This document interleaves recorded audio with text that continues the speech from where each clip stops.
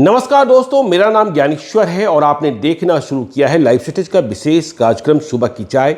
आज तारीख है 19 अप्रैल 2024 और आज लोकसभा चुनाव के पहले चरण की वोटिंग शुरू हो चुकी है। बिहार के 4 लोकसभा क्षेत्रों औरंगाबाद, गया, जमुई और नवादा में वोटिंग सुबह 7 बजे शुरू हुई है। और जब आपको हम सुबह की चाय पिला रहे हैं तो करीबन 1.5 घंटे की वोटिंग हो गई है। और जो खबरें आ रही हैं, देखिए औरंगाबाद में सीधा मुकाबला है सुशील कुमार सिंह बीजेपी के प्रत्याशी और आरजेडी के प्रत्याशी अभय कुशवाहा के बीच। ठीक इसी प्रकार से गया में सीधा मुकाबला है हम के प्रत्याशी जीतन राम मांझी और आरजेडी के प्रत्याशी कुमार सर्वजीत के बीच। नवादा में चतुष्कोणीय मुकाबला है। नवादा में बीजेपी के विवेक ठाकुर, आरजेडी के श्रवण कुशवाहा और 2 बागी विनोद यादव और गुंजन सिंह, भोजपुरी फिल्मों के गायक। तो देखिए वहां चतुष्कोणीय मुकाबला। और फिर जमुई में भी सीधा मुकाबला। अरुण भारती एलजेपी के प्रत्याशी हैं, चिराग पासवान के बहनोई और अर्चना रविदास आरजेडी की। तो देखिए जो प्रारंभिक खबरें हैं और हमारे जो संवाददाता हैं, हमारे सहयोगी हैं, वे सभी 4 लोकसभा क्षेत्रों में पोलिंग स्टेशन पर मौजूद हैं, यहाँ से वहाँ जा रहे हैं। जो उन्होंने पहला फीडबैक हमें भेजा है कि देखिए कांटे की लड़ाई दिखाई पड़ रही है। जो मतदाता वोट देकर लौट रहे हैं, जिनके मिजाज को पढ़ने की कोशिश की जा रही है, वह लड़ाई बता रहा है कि लड़ाई है। तो ट्रेंड में लड़ाई दिख रही है। यह भी दिख रहा है कि सिर्फ मोदी के नाम पर ही वोट नहीं पड़ रहा है, अदर फैक्टर्स भी हैं। जात एक बड़ा कारण बना हुआ है। तो क्या होगा अब अगले कुछ घंटों में या फिर शाम को जब वोटिंग खत्म होगी तो आपको हम विस्तार से बताएंगे। फिर हर घंटे की खबर तो आप लाइव स्टेज पर प्राप्त करते ही रहेंगे। तो देखिए चुनाव का आगाज हो चुका है, वोटिंग शुरू है पहले चरण की। अब हम बात करते हैं, देखिए अब जितने भी स्टार प्रचारक हैं, चाहे एनडीए के चाहे इंडिया ब्लॉक के, मैं बात कर रहा हूं नीतीश कुमार की, मैं बात कर रहा हूं तेजस्वी यादव की। अब ये दूसरे चरण में जहां मतदान होना है वहां अपनी सारी शक्ति झोंकेंगे। देखिए दूसरे चरण में 5 लोकसभा क्षेत्रों में मतदान होना है। 26 अप्रैल को पूर्णिया, किशनगंज, कटिहार, भागलपुर और बांका। तो देखिए इसमें पूर्णिया सबसे हॉट सीट है, जहां पप्पू यादव ने इंडिया ब्लॉक और एनडीए दोनों का खेल बिगाड़ दिया है। और देखिए तेजस्वी यादव के लिए पप्पू यादव परेशानी के सबब बने हुए हैं। देखिए बीमा भारती जो आरजेडी की उम्मीदवार है वह बहुत पीछे जा चुकी हैं। वहां सभी पप्पू यादव से लड़ रहे हैं, जबकि मौजूदा सांसद जेडीयू के संतोष कुशवाहा हैं। तो देखिए जो खबरें आ रही हैं पूर्णिया से, वह इस बात को भी प्रदर्शित कर रही है कि प्रधानमंत्री नरेंद्र मोदी की सभा 16 अप्रैल को हुई, लेकिन इसके बाद भी पूर्णिया का मूड बहुत नहीं बदला है। ऐसा नहीं हो गया कि प्रधानमंत्री की सभा ने संतोष कुशवाहा की जीत सुनिश्चित कर दी। जेडीयू के बड़े बड़े नेता मान रहे हैं कि बहुत कड़ी लड़ाई है पप्पू यादव के साथ। तो देखिए पप्पू यादव के साथ वहां मुसलमान और यादव दोनों ही बिल्कुल थोक भाव में खड़े हो गए दिखते हैं, और यही तेजस्वी यादव को टेंशन दे रहा है। बीमा भारती कहीं लड़ाई में दिख नहीं रही हैं, लेकिन तेजस्वी यादव जा रहे हैं अब पूर्णिया। आज भी जाएंगे, कल भी जाएंगे, और वे किसी भी कीमत पर पप्पू यादव को हराना चाहते हैं। देखिए पूर्णिया से जो खबरें हैं, पूर्णिया में हमने कल रात में भी बातचीत की थी कि बीमा भारती की स्थिति को देख जो आरजेडी वाले हैं दूसरी रणनीति पर भी काम कर रहे हैं, क्योंकि उनकी प्राथमिकता पप्पू यादव की हार है। लेकिन संतोष कुशवाहा कैंप में भी संतोष कुशवाहा के प्रति नाराजगी, 10 वर्षों से सांसद हैं और वे क्षेत्र से नदारद रहे हैं। लोग ऐसी शिकायतें करते हैं कि वे समय पर नहीं मिलते हैं। और पप्पू यादव के बारे में कहा जा रहा है घर का लड़का है, मौके पर काम आता है, जब सांसद नहीं था तब भी देखभाल करता रहा, और यही पप्पू यादव की यूएसपी है। तो तेजस्वी यादव जा रहे हैं, देखना होगा कि तेजस्वी यादव पप्पू यादव के खिलाफ कितनी हवा बना पाते हैं। नीतीश कुमार भी जाएंगे। नीतीश कुमार की यात्रा लग चुकी है। देखिए, हमने कहा कि दूसरे चरण के चुनाव में जहां जहां वोटिंग होनी है वहां के लिए अब सभी नेता अपनी ताकत झोंकेंगे। तो नीतीश कुमार आज हेलीकॉप्टर से मधेपुरा पहुंचेंगे, फिर वे बांका और भागलपुर में चुनावी जनसभाओं को संबोधित करेंगे, रोड शो होगा। इधर 3-4 दिन, मतलब अगले 3-4 दिन वे इसी इलाके में रहेंगे, मधेपुरा बेस होगा। इसके बाद देखिए, मतलब 20 तारीख को आगे की तारीखों में वे कटिहार जाएंगे, वे पूर्णिया जाएंगे, किशनगंज जाएंगे।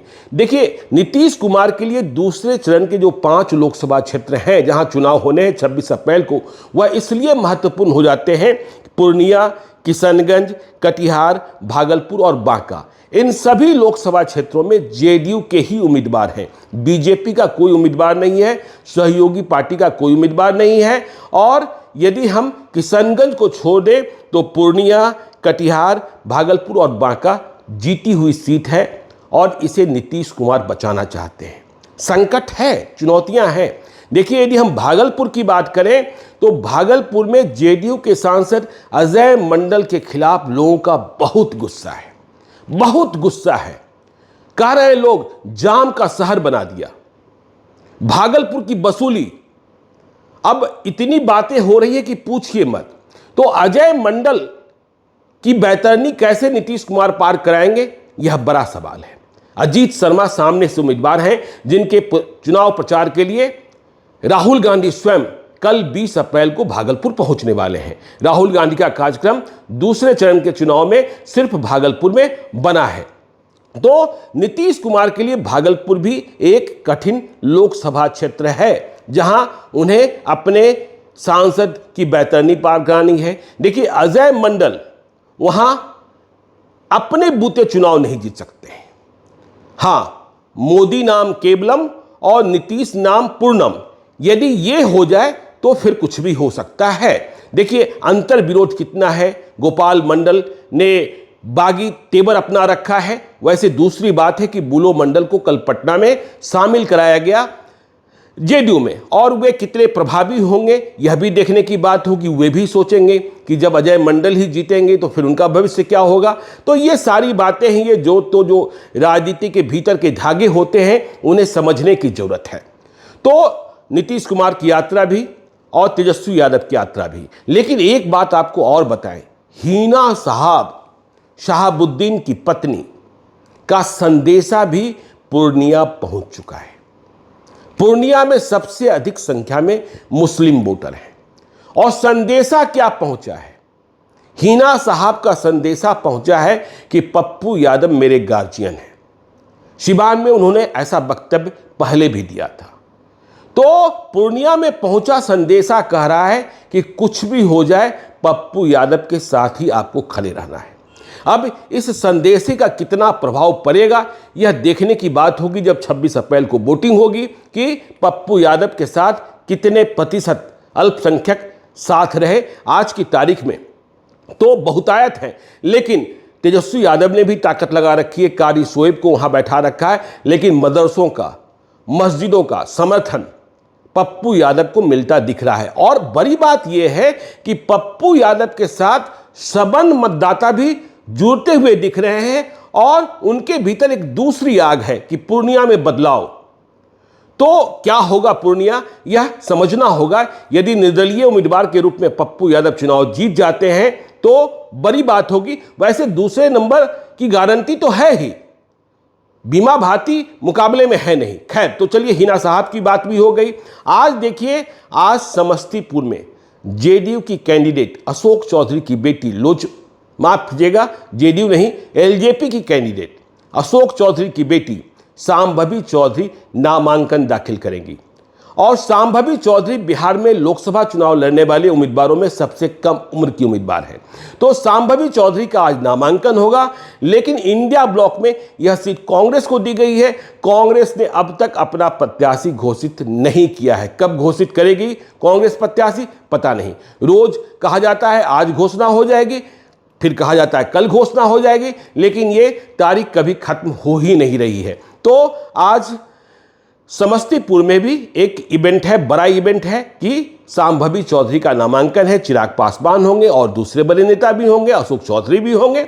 तो वहां भी ध्यान रखना होगा। देखिए, अब आपको आगे बताएं कि ललन सिंह, जेडीयू के एक्स नेशनल प्रेसिडेंट, जेडीयू के कद्दावर नेता ललन सिंह कल 20 अप्रैल को मुंगेर लोकसभा क्षेत्र में नामजदगी का पर्चा दाखिल करेंगे।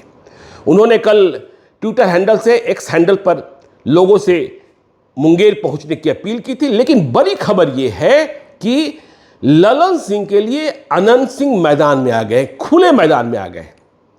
अनंत सिंह न्यायिक हिरासत में है, तबीयत भी नासाज है, अस्पताल और डॉक्टर का चक्कर है, लेकिन खुला समर्थन ललन सिंह को दे रहे हैं। ललन सिंह से संबंध बीच में खराब भी हुए थे, लेकिन ललन सिंह को समर्थन देने के लिए अनंत सिंह ने पुरानी बातों को भुला दिया है। और देखिए, ललन सिंह का मुकाबला अशोक महतो की पत्नी कुमारी अनीता देवी के साथ होना है। तो जब कल ललन सिंह का नामांकन है, खबर आ रही है कि मोकामा में बड़ी तैयारी है। अनंत सिंह ने अपने समर्थकों से कहा है कि मोकामा से सिर्फ 300 गाड़ियां नामांकन में जानी चाहिए, ललन सिंह के नामांकन में। तो समझिए कि अनंत सिंह किस तरीके से खुले मैदान में आए हुए हैं और वे ललन सिंह के लिए, देखिए, मुंगेर की लड़ाई भी बड़ी लड़ाई है। ललन सिंह कहते हैं कि मैं सामने वाला कौन है यह देखकर चुनाव नहीं लड़ता हूं, मैंने हर चुनाव में बड़े ही लोगों से चुनाव लड़ा है। लेकिन लालू यादव ने किस तरीके से मुंगेर में चुनाव लड़ने की रणनीति अख्तियार की है, अशोक महतो, मतलब अशोक महतो के बारे में क्या कहें, बहुत कुछ बता चुके हैं लोग, दुनिया जान भी चुकी है अशोक महतो का इतिहास। तो अशोक महतो जब जेल से आज़ादी मिली, इसके बाद देखिए सजा खत्म नहीं हुई है, लालू यादव की शरण में पहुंचना हुआ। तो लालू यादव से टिकट मांगने नवादा लोकसभा क्षेत्र के लिए गए थे, लेकिन लालू यादव जो राजनीति के चाणक्य हैं, उन्होंने एक अलग ही रणनीति बुन ली और कहा कि नवादा नहीं, मुंगेर लड़ो, ललन सिंह के खिलाफ लड़ो। अशोक महतो स्वयं चुनाव नहीं लड़ पाते, तो सलाह दी गई कि शादी कर लो।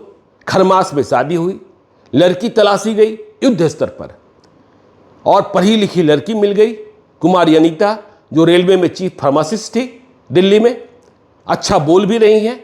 तो मुंगेर में लड़ाई को दिलचस्प बनाने की कोशिश लालू यादव ने की है।